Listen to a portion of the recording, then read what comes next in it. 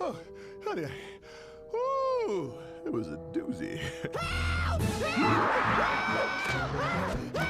Help! Help! Bad dream! Bad dream!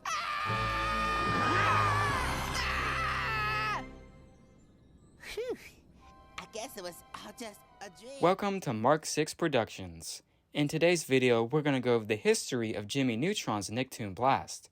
Jimmy Neutron's Nicktoon Blast was a simulator ride at Universal Studios Florida. It replaced the futuristic world of Hanna-Barbera and was based on the 2001 movie Jimmy Neutron Boy Genius. It is set to take place after the events of the film.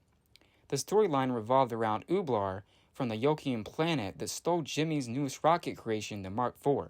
Jimmy, along with his best friend Carl and robotic canine Goddard, invite the audience to join the chase in other rockets through the worlds and sound stages of various Nicktoons.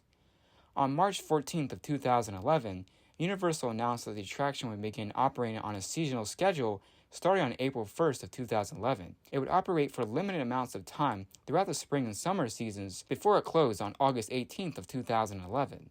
Jimmy Neutron's Nicktoon Blast was replaced by Despicable Me Minion Mayhem on July 2nd of 2012. While in the queue line, there were TV screens that played various videos that guests could watch.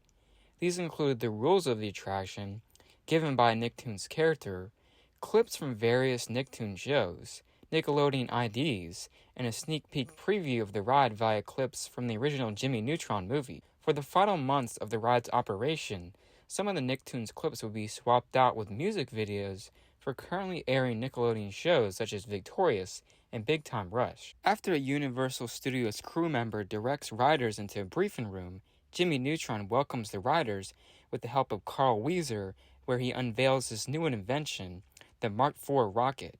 Shortly afterwards, Ooblar breaks into the lab so he can return Carl's teddy bear. Next, he plays a recording for his brother, King Goobot, who tells Jimmy he plans to duplicate the rocket for his armies, which will allow him to enslave the Earth. Ooblar then claims that the Mark IV, in the name of Yolkus, grabs the remote for it and flies off. Quickly, Jimmy announces that he and Carl will follow Ooblar in the Mark II rocket, while the riders will follow in the original.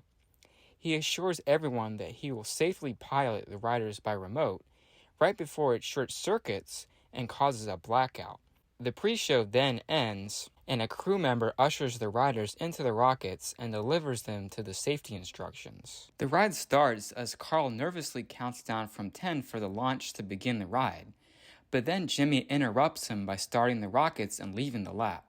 They make a chase for Ooblar from the sound stages, passing various Nickelodeon characters along the way.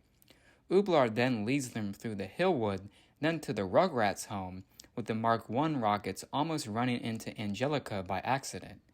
However, Goddard pulls her out of the way just in time using his robo-claw. They leave the soundstage and make way for Fairy World, where Cosmo offers Carl his wand as assistance.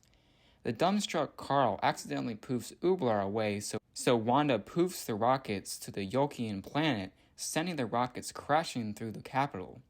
The chase ends with Jimmy, Carl, and the riders trapped in King Goobot's throne room. They are confronted by Poltra. They barely escape after Poltra's breath fries Ooblar and destroys the Mark IV, and the engines on the Mark II and the Mark I rockets fail.